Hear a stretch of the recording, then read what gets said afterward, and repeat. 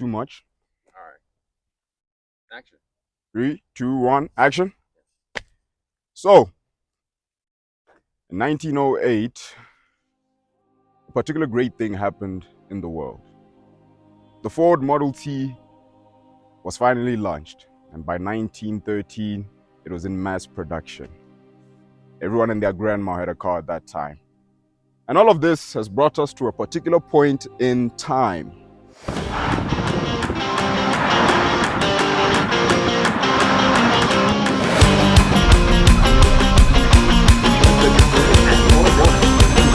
On the border with Zimbabwe. A point in time in which the automobile has become more than just a common asset.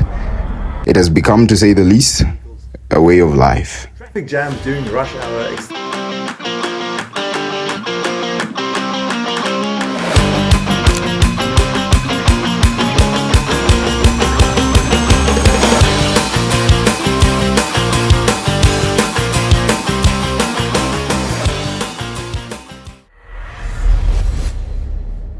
But here's the irony. The automobile wasn't originally designed for everyone, because for much of history it was a privilege, an object of status that only the wealthy could realistically own.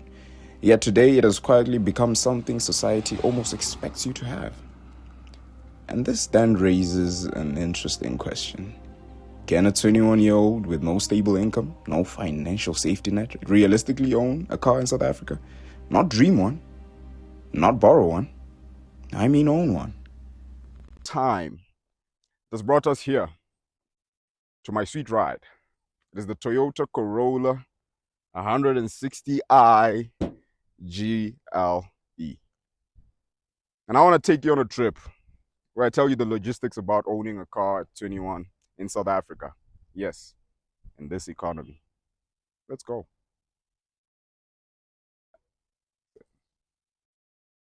I said let's go. Yeah. So this bad boy, first of all, she's old, and I mean she's very old. As you can see, the interior is not in the best condition. The gearbox here is a bit of torn there. The steering wheel is a shambles. The brakes do not work. I mean, they do not work. We could roll her down the road right now. She's not necessarily built for speed, but she is built for reliability. Now the question is she reliable? To a degree. I drove her here from, as you can see, Limpopo, right? All the way from Limpopo to Gauteng. This is where I'm at right now. So she can make it from Limpopo to Gauteng. That is the thing. But when I arrived here, we met with a bit of challenges. Number one, the compression died on me. And keep in mind, I'm a student, no income, and I had to build it up again. So I found a mechanic and he helped me. So that is why the engine looks how it looks now. And come, let me show you. I got a new tires. All right. You want to own a car, the car has to have tires. Right? So, and tires are pretty expensive. And I got this one for $750 and it was like an under deal. So it was not necessarily $750 for the original price, but I got it for $750. That's the tire, and that's also the, come, let me show you. Come, let's do it. This is another tire. As you can see, these rims, to say the least, have been through quite a bit, right? But when you're a student, you're not necessarily worried about rims, you're worried about petrol. Now let's talk petrol. In this economy, Ramaphosa's economy, the prices of fuel have gone bombastic, to say the least. I remember I used to pour 100 Rand and I'll travel throughout the week going from campus back to rest, and I could make it. And then the prices went up, kept on pouring 100 Rand, and she stopped on me. So it's nice to have the car, right? But the car doesn't run on water. So if you're a young man, you want to get a car, obviously, you have to have fuel in mind, services in mind, and it will cut your budget pretty thin. But less on that, less on the problems. Let's look at the benefits. Now, let's go. This bad boy, I think I need to grab the keys. One thing I love about this car, right, it's the space, okay? Great space. Come, let me show you the boot situation. Don't be afraid, come, just come closer, yeah? Okay, let me not show you the boot situation, right? But trust me when I say there's a lot of space in there. Maybe not currently, there's a lot going on. We should have prepared a little bit better. But yeah, this is my car. And I want to tell you the logistics of owning a car at this particular age. Number one, have a budget for services. I had to learn that the hard way. Make sure you have a little bit of money. That money you'd spend on McDonald's, put that into a savings account. You're going to need it. A tire is going to blow. For example, for me, compression stopped working. I had to find a mechanic, and I had to pay for that.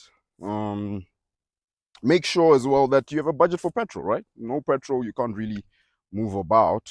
And in this economy, I would advise walking more and driving less, and driving in dire situations. There's an emergency, or you want to go somewhere a little bit far where you can't walk. So it'll be better for you to walk instead, right? And number, I don't think I have another point, you know. But yeah, let's come now. I can show you the interior. This is the part I know you've been waiting for. Come, let's go.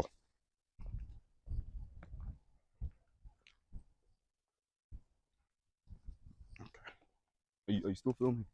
Okay.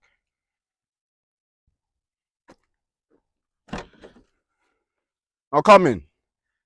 And I will say, right, the interior, like my mechanic said, it's actually very comfortable. He said, for what's going on at the front, the inside is actually very, very good. You will see that it's not in the most neatest of conditions, but it's not bad. It actually seems cozy, very comfortable, very nice. One thing I love about my car is that it will teach you how to meditate, because the radio does not work. So I've over time I've learned to get in touch more with my inner being. The radio doesn't work for now. It works sometimes when she decides. But the silence is good, right? That's right. Yeah, the silence is spectacular. Come, let's show you the back seats. This is the back seat. Just go in there, man. Don't be afraid. It's not in the most look. It's not in the. It's not bad. It's not bad. But that's the back seat. So 5-seater car. It's a sedan. You know, 4 doors. Has a lot of space. You can carry your friends and go around with them as much as you want. I think that's about it. You know. Yeah. I think you can stop it now. And then we're gonna start thinking about what. Yeah. All right. Let's take it for a ride. As I was saying, or you guys probably didn't hear me. Whoa. Woo. As I was saying, the Toyota Corolla, interesting fact, is actually the most sold vehicle in history.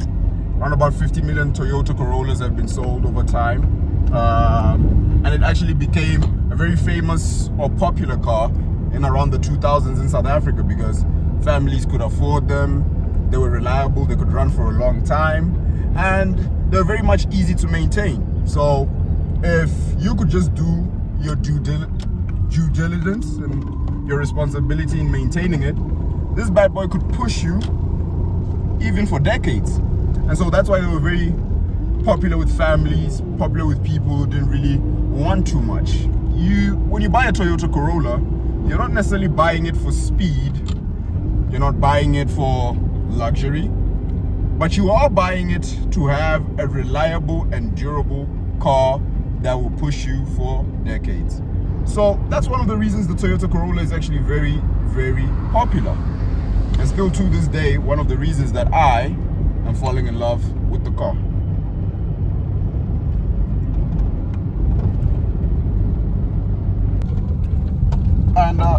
Another interesting fact about this car, not only is it a family-friendly, affordable car that I truly believe in. You can probably hear a lot of nicks and knacks while it's moving. I believe that's character. That's authenticity. Not many cars have that. Let me show you something. The gauge doesn't work. As you can see, the gauge doesn't work. Even the fuel indicator is not indicating. So what does this car then do for you? It tests your faith. It builds character. It tests how much you can believe, how far this car can go when you don't know how much fuel is in the tank. Not many cars do that for us. So I believe that there's a benefit in that.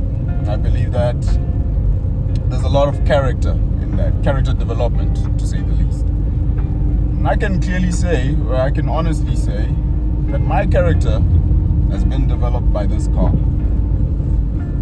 You can look at all these downsides like no radio, you're not sure if this engine will keep going for the next few years or it's gonna stop anytime. You can look at all of these things and feel discouraged. But I'll say one thing. As a young man, just go for it. Get that car that you don't know if it'll keep driving tomorrow. It'll build your character. You'll know a bit more about cars, like I am learning myself. And you'll enjoy yourself. And I think that's what really matters.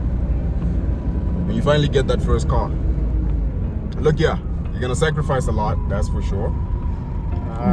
Well, those are not the indicators. That's for sure.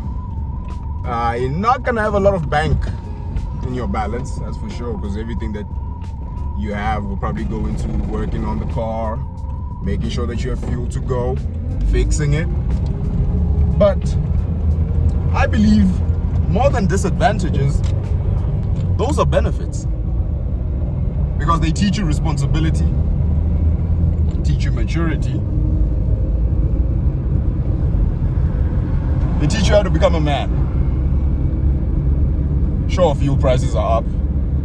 Really pray that Cyril Ramaphosa does something there because it's not good. Sure, maintenance is expensive, more especially if you're a student, you know. But I believe that the time that you learn how to do things is when you're put under pressure. You'll figure it out. Just like how we are figuring it out right now, you know.